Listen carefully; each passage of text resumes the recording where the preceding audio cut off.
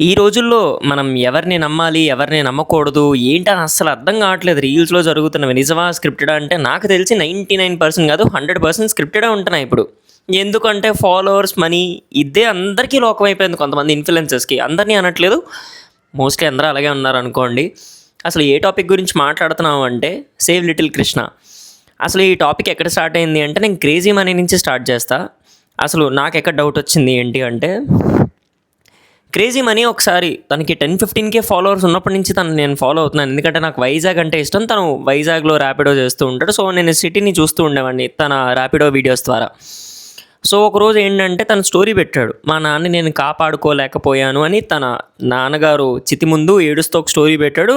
నేను కొంచెం ఫీల్ అయ్యాను. అయ్యో! ఏమైందో ఏంటో అని. కట్ చేస్తే ఒకరోజు మళ్ళీ తన వ్లాగ్ చూసా. ఇలాగ ఎస్ఎంఏతో బాధపడుతున్న లిటిల్ కృష్ణ కోసం అన్నీ వదిలేసి ఏంటి తన ర్యాపిడో చేస్తున్న డైలీ లైవ్లీహుడ్ వదిలేసి ఆ బాబు కోసం తిరగడం స్టార్ట్ చేశాడు. నాకు అప్పుడే డౌట్ వచ్చింది. ఈ రోజుల్లో బ్రదర్ మనం మాట్లాడుకుంటే సొంత అన్నదమ్ముడు, సొంత తల్లి, సొంత తండ్రి ఆస్తికి తగాదాల కోసం కొట్టుకొని, నరికేసుకొని, చంపేసుకుంటున్న రోజుల్లో తన సొంత పల్సర్ బైక్ అమ్మేసి ఏది ఎంతో కష్టపడి నరకం చూసి ర్యాపిడో చేయడం అంటే అంత ఈజీ కాదు. వైజాగ్ ట్రాఫిక్లో అక్కడి నుంచి ఇక్కడికి, ఇక్కడి నుంచి అక్కడికి చేసినోడు ర్యాపిడో బైకర్స్ని అడిగితే తెలుస్తుంది వాళ్ళకి ఎంత నరకం.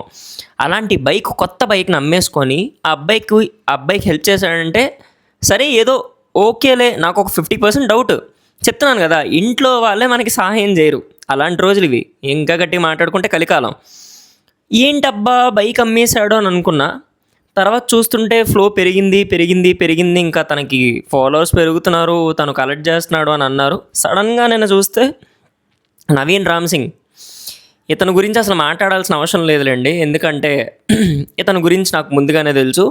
ఇతను ఒక బాబుకో పాపకో హెల్ప్ చేశాడు. ఆ వీడియో నేను చూసినప్పుడు ఏంటంటే కారు అమ్మేస్తున్నాను, తన కారు అమ్మేస్తున్నాను 10 వీడియోలు పెట్టాడు. ఇది తెలుగులో ఒక సామెత ఉంటుంది, కుడి చేత్తో సాయం చేస్తే ఎడం చేయికి తెలియకూడదనో రివర్స్లోనే ఏదో ఉంటుంది. అలాంటిది మనోడు ఏంటంటే 10 వీడియోలు పెట్టాడు కారు అమ్మేస్తున్నా అని.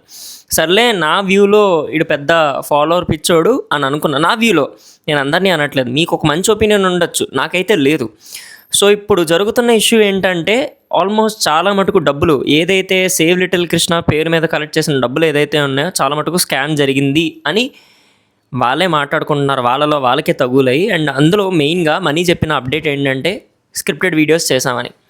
సో నా ఒపీనియన్ ఏంటంటే దయచేసి ఫ్యూచర్లో మీరు ఎవరికైనా రూపాయి దానం చేయాలి అనుకుంటే ఒకసారి ఆలోచించండి మైండ్ పెట్టి. అంతే తప్ప బ్లైండ్గా 10 రూపాయలే కదా అని చేసేకండి. ఎందుకంటే it has so much of value. Thank you.